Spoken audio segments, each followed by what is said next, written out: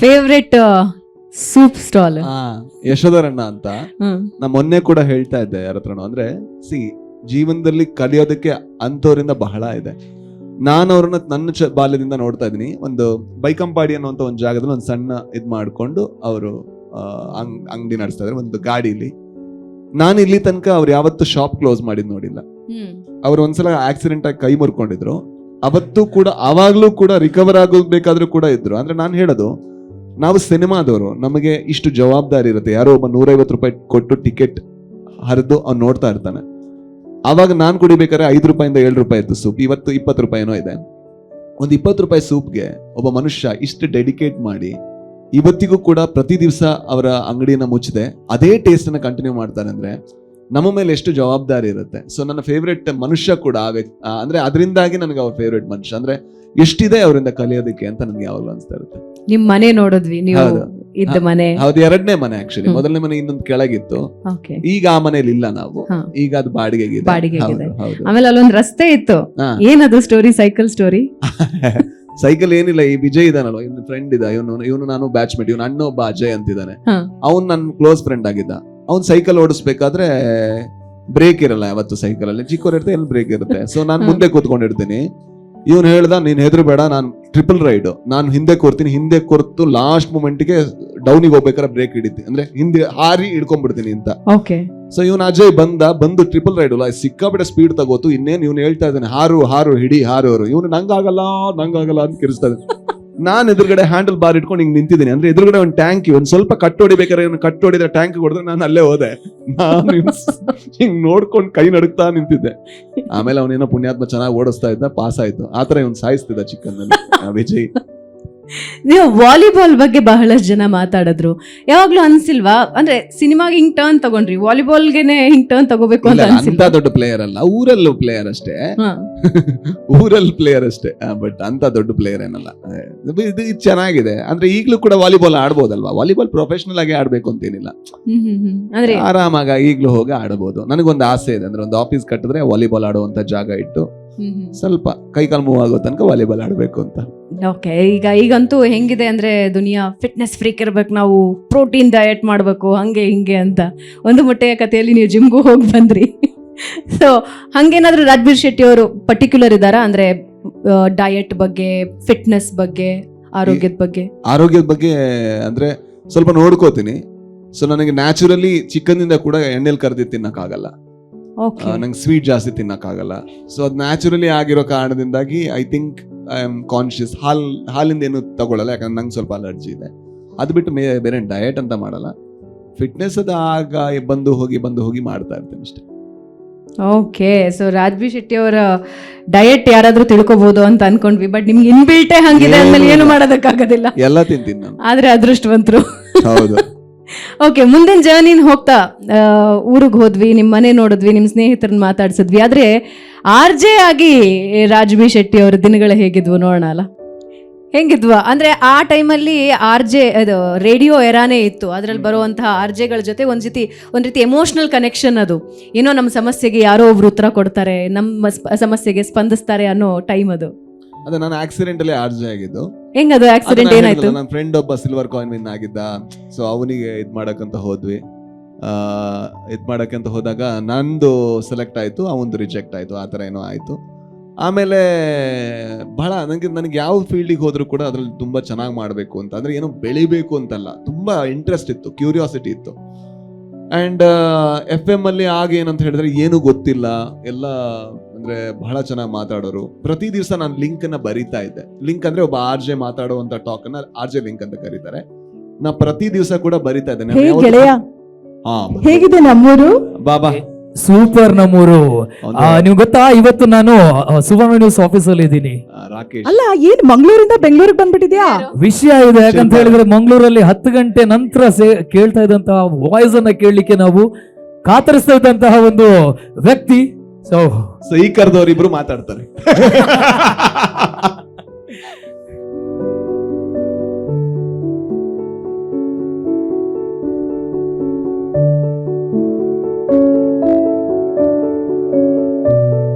ಆಗ್ಲೇ college friends ಎಲ್ಲ ಬಂದಿದ್ರು, ಅವ್ರಿಗೆ ಒಂಥರ ಖುಷಿ, ಇಲ್ಲಿ ಜಾಸ್ತಿ ಮಾತಾಡೋರು ಬಂದಿಲ್ಲಪ್ಪ, ನಾನು ಸೇಫು ಅಂತ. ಅದ್ರ ಒಬ್ರು ಮಾತಾಡಿದ್ದು. ಈಗ ನೀವು ಬರ್ತಾ ಇದ್ದಂಗೆ ಹೇಳಿದ್ರು, ಹಾ ಇವ್ರು ಮಾತಾಡೋರು ಬಂದ್ರು ಅಂತ. ಸೊ ಜರ್ನಿ, ರಾಜ್ ಶೆಟ್ಟಿ ಅವರ ಜರ್ನಿ ನಿಮ್ಮ ಜೊತೆ ಇದೇ ಥರನೇ ಶುರುವಾಗಿದ್ದು. ಓಕೆ. ಹೇಗೆ ಅಂತಂದರೆ ನಾನು ಮೈಕ್ ಹತ್ರ ನಿಂತ್ಕೊಂಡು ಒಂದು ವಾಯ್ಸ್ ಕೊಡಬೇಕಿತ್ತು, ಆಡಿಷನ್ ಕೊಡಬೇಕಿತ್ತು ರೇಡಿಯೋದಲ್ಲಿ. ಆವಾಗ ಇದೇ ಥರ ಕೆಲವೊಂದು ವರ್ಡ್ಸ್ನ ಕೊಡ್ತಾರೆ, ಅಂದರೆ ಪದಗಳ ಬಳಕೆ ಇರ್ಬೋದು, ಅಥವಾ ನಾನು ಅದನ್ನ ಹೇಗೆ ಹೇಳ್ತೀನಿ, ಟೋನ್ ಇರ್ಬೋದು, ಅದ್ರ ಬಗ್ಗೆ ಎಲ್ಲ ನಾನು ನೀಟಾಗಿ ಹೇಳಬೇಕಿತ್ತು. ಸೊ ಪ್ರತಿ ಸತಿನೂ ರೆಕಾರ್ಡಿಂಗಿಗೆ ಹೋಗಬೇಕಾದ್ರೆ ಅಥವಾ ಆಡಿಷನ್ಗೆ ರೆಕಾರ್ಡಿಂಗ್ ಕಳಿಸ್ಬೇಕಾದ್ರೆ ಹೀಗೆ ರಾಜ್ ಸ್ವಲ್ಪ ಮೈಕ್ ಹತ್ರ ಇಡ್ಕೊ, ಸ್ವಲ್ಪ ವಾಯ್ಸ್ನ ಬ್ರೈಟಾಗಿ ಹೇಳು, ಇಲ್ಲಿಂದ ವಾಯ್ಸ್ ಬರಬೇಕು, ಸೊ ಸ್ವಲ್ಪ ಟೋನು ಹೀಗೆ ಚೇಂಜ್ ಮಾಡು, ಈ ಥರ ಮಾತಾಡು ಅಂತ.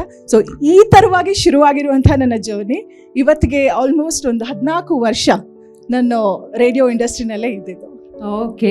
ನಿಮ್ಮ ನೆನಪು ಆರಂಭ ಆದದ್ದೇ ನಮ್ದು ರೆಡ್ FM ಅಲ್ಲಿ. ಓಕೆ. ಓಕೆ. ಸೊ ಹೆಂಗೆ ಇಬ್ರು ಭೇಟಿ ಆಗಿದ್ ಸೀನ್ ಏನಾದ್ರೂ ನೆನಪಿದೆಯಾ? 100% ನೆನಪಿದೆ. ಇಬ್ರು ಇಂಟರ್ವ್ಯೂಗೆ ಒಟ್ಟಿಗೆ ಕೂತ್ಕೊಂಡಿದ್ವಿ. ಸೊ ಅವ್ರದ್ದು ಪರಿಚಯ ನನಗಿಲ್ಲ, ನನ್ನ ಪರಿಚಯ ಅವರಿಗಿಲ್ಲ, ಬಟ್ ಮಾತಾಡೋದೊಂದು ಅಭ್ಯಾಸ ಆಯಿತು. ಸೊ ಹಾಗೆ ಫಸ್ಟ್ ಮಾತಾಡಿದೆ ನಾನು ರಾಜ್ ಜೊತೆ, ಯಾರು ಅಂತಾನೆ ಗುರ್ತಾ ಇಲ್ಲ. ಒಂದೇನು ಅಂತ ಹೇಳಿದ್ರೆ ಆ ಒಂದು ಅಪರ್ಚುನಿಟಿ ಬಂದದ್ದು ನನ್ನ ವೈಫಿಂದ. ಆ್ಯಕ್ಚುಲಿ ಅವ್ರಿಗೆ ಬಂದ ಅಪರ್ಚುನಿಟಿನ ಅವ್ರು ನನಗೆ ಪಾಸ್ಔಟ್ ಮಾಡಿ ನಾನು ಹೋದದ್ದು. ನನಗೆ ಈ ಇಂಡಸ್ಟ್ರಿ ಏನು ಅಂತಾನೆ ಗೊತ್ತಿರಲಿಲ್ಲ. ಸೊ ಅಲ್ಲಿ ಬಂದಾಗ ಇವರಿದ್ರು, ತುಂಬ ಜನ ಇಂಟರ್ವ್ಯೂಗೆ ಬಂದಿದ್ರು. ಓಕೆ, ನಾವು ಒಟ್ಟಿಗೆ ಕೂತ್ಕೊಂಡಿದ್ವಿ. ಹಾಗೆ ಮಾತಾಡ್ತಾ ರಾಜೇಶ್, ಆಗ ರಾಜ್ ಆಮೇಲೆ ಆದದ್ದು, ಬಟ್ ಮೊದಲು ರಾಜೇಶ. ಸೊ ಹಾಗೆ ನಂದು ರಾಕೇಶ. ಸೊ ಹಾಗೆ ಸ್ವಲ್ಪ ಹತ್ರ ಹೆಸರಿತ್ತು. ಹಾಗೆ ಮಾತಾಡ್ತಾ ಎವ್ರಿ ಇಂಟರ್ವ್ಯೂ ಅಲ್ಲಿ ನಾವು ಪಾಸ್ ಆಗ್ತಾ ಬಂದ್ವಿ. ಆಮೇಲೆ ಒಟ್ಟಿಗೆ ಒಂದೇ ಅಂದ್ರೆ ಆ ಆಫೀಸಲ್ಲಿ ರಾತ್ರಿ ಕಳೆದವ್ರು ನಾವೇ. ಓಕೆ. ಸೊ ಯಾಕಂದ್ರೆ ನಮ್ದು ಇಬ್ರದ್ದು ನೈಟ್ ಶೋ ಇದ್ದದ್ದು, ಇವನ್ ಶೋ ಆದ್ಮೇಲೆ ನನ್ನ ಶೋ ಇದ್ದದ್ದು. ಸೊ ಹಾಗೆ ನಾವು ಅಲ್ಲೇ ಆಫೀಸಲ್ಲಿ ಮಲಗ್ತಾ ಇದ್ದದ್ದು. ನಮ್ಗೆ ಅಂತ ಒಂದು ಬೆಡ್ ಇತ್ತು, ಒಂದೇ ಬೆಡ್ಡಲ್ಲಿ ಇಬ್ರು ಒಟ್ಟಿಗೆ ಮಲಗ್ತಾ ಇದ್ವಿ. ಓಕೆ. ಆಮೇಲೆ ಬೆಳಿಗ್ಗೆ ಎದ್ದು ನಮ್ಮ ಆಫೀಸ್ ಎದುರುಗಡೆ ಒಂದು ಹೋಟ್ಲ್ ಇದೆ, ಅಲ್ಲೇ ನಮ್ದು ಬ್ರೇಕ್ಫಾಸ್ಟ್. ಮನೆಗೆ ಹೋಗುವಂಥದ್ದು ನೆನಪೇ ಇರಲಿಲ್ಲ.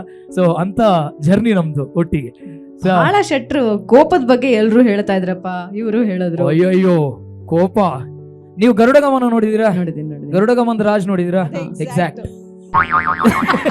ಯಾರಿಗೂ ಗೊತ್ತಿಲ್ಲ, ನಮಗ್ ಮಾತ್ರ ಗೊತ್ತಿರೋದು. ಯಾಕಂದ್ರೆ ನಾವು ಹತ್ರದಿಂದ ನೋಡಿ. ಈಗ ಓಕೆ ಹಂಗಾದ್ರೆ ನಿಮಗೊಂದು ಇವಾಗ ಟಾಸ್ಕು ಆಯ್ತಾ?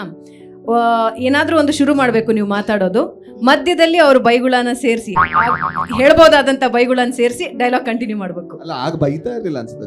ಬೈತಾ ಸಿಟ್ಟು. ಬರೀ ಸೈಲೆನ್ಸ್, ಒಂದು ಕಣ್ಣು ಅಷ್ಟೇ, ಹಿಂಗೆ ನೋಡ್ತಾ ಇರ್ತೀಯಲ್ಲ. ಬೈಕ್ ಸ್ಟೋರಿ ಇದೆಯಂತಲ್ಲ, ಏನದು? ಬೈಕ್ ಸ್ಟೋರಿನ ಮಂಗಳೂರಿಂದ ಸುರತ್ಕಲ್ಗೆ ಅದು ಫುಲ್ ಕೋಪದಲ್ಲಿ ನಾವು ಹೋಗಿರೋದು, ಓಡಿಸಿರೋದು. ಏನದು? ಏನೋ ನೆನಪಿಲ್ಲ ನನಗೆ. ನೆನಪುಂಟು, ಹೇಳಲಿಕ್ಕೆ ಇಷ್ಟ ಇಲ್ಲ. ಇವನ ಹತ್ರ ಆದ್ರೆ ಒಂದು ಸ್ಟೋರಿ ಇದೆ, ಓಕೆ, ಒಂದು ಟ್ರೈನ್ ಸ್ಟೋರಿ ಇದೆ. ಅದು ಹೆಂಗಿತ್ತು ಅಂತ ಹೇಳಿದ್ರೆ, ರಾಜ್ದು ಆಕ್ಚುಲಿ ಫಸ್ಟ್ ರಾಜ್ ಹೇಗಿದೆ, ಈಗ ಇರುವಂತ ರಾಜ್ಗೂ ಆ ರಾಜ್ಗೂ ತುಂಬಾ ಡಿಫ್ರೆನ್ಸಸ್ ಇದೆ. ಅವತ್ತು ನಾವು ನನ್ನ ವೈಫ್ ಇದ್ದು ಬ್ರದರ್ ಮ್ಯಾರೇಜ್ಗೆ ನಾವು ಮೈಸೂರು ಹೋಗೋದು. ಬೆಂಗಳೂರು ಟ್ರೈನ್ ಅಲ್ಲಿ ಲೋಕಲ್ ನಾವು ಇದು ಮಾಡಿ, ನಂದು ಮದುವೆ ಆಗಿರ್ಲಿಲ್ಲ, ಈಗ ವೈಫ್ ಅವಳು. ಹಾಗೆ ಸೊ ಹಾಗೆ ಅದು ಅಲ್ಲೂ ಒಂದು ಸ್ಟೋರಿ ಇದೆ, ಅದು ಹೇಳ್ತೀನಿ ಆಮೇಲೆ. ಓಕೆ, ನನ್ನ ವೈಫ್ ಜೊತೆಗೆ. ಓಕೆ, ಸೊ ರಾಜ್ಯದ ಅದು ಇನ್ನೊಂದು ಮುಖ, ತುಂಬಾ ರಿವೀಲ್ ಮಾಡ್ಲಿಕ್ಕಿದೆ.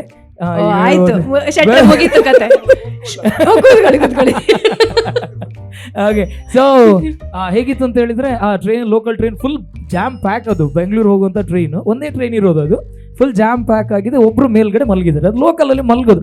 ಹೇಗೂ ನಾವು ಕೂತ್ಕೊಂಡು ಹೋಗುವಂಥದ್ದಲ್ಲ, 2-3 ಸಲ ಹೋಗಿ ಎದ್ದೇಳಿ, ತುಂಬಾ ಜನ ಕೂತ್ಕೊಂಡು ಏನಿಲ್ಲ, ತುಂಬಾ ಜನ ನಿಂತಿದ್ದಾರೆ. ನಿಂತ್ರೆ ಆ ಒಬ್ಬ ಮನುಷ್ಯ ಏನ್ ಮಾಡಿದ್ದಾರೆ, ಮಲ್ಗಿ ಏನಂದ್ರೆ ಅಲ್ಲಿ ನಿಲ್ಲಕ್ಕೂ ಜಾಗ ಇಲ್ಲ, ಅಂದ್ರೆ ಅದು ಮಲ್ಗೋ ಜಾಗ ಅಲ್ಲ. ಅವ್ರು ನಾನು 20 ವರ್ಷದಿಂದ ಮಾಡ್ತಿದ್ದೀನಿ, ನಾನು ಹೇಳಲ್ಲ ಅಂತ.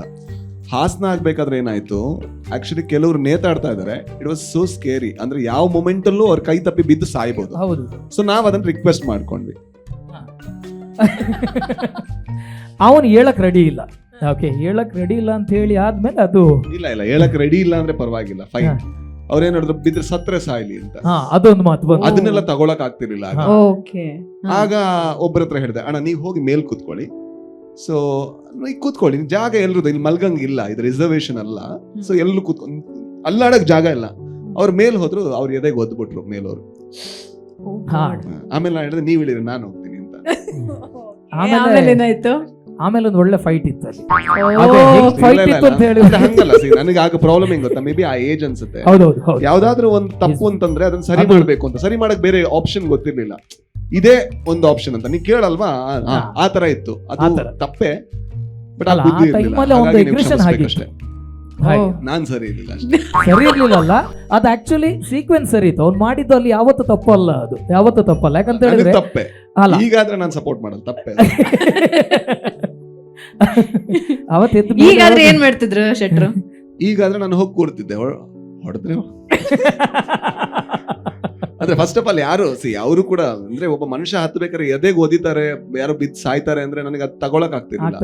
ಒಬ್ಬ ಸಾಯ್ತಾನೆ ಅಂದ್ರೆ ನೀನು ಸಾಯ್ಲಿ ನನಗೇನು ಅಂದ್ರೆ ಅಂತ ಆತರ. ಆಮೇಲೆ ಅವ್ರು ನಿಂತ್ಕೊಂಡ್ರು, ಬೇರೆಯವ್ರು 3 ಜನ ಕೂತ್ಕೊಂಡ್ರು, ನಾ ಕೂರ್ಲಿಲ್ಲ, ಬೇರೆ 3 ಜನ ಕೂತ್ಕೊಂಡ್ರು. ಅಂದ್ರೆ ಫೈಟ್ ಆಯ್ತು ಅಲ್ಲಿ? ಇಲ್ಲ, ಸ್ವಲ್ಪ ಕೆಳಗೆ ಲೈಟ್ ನಮ್ ಭಾಷೆಲಿ ಅದನ್ನ ಫೈಟ್ ಅಂತೀವಿ.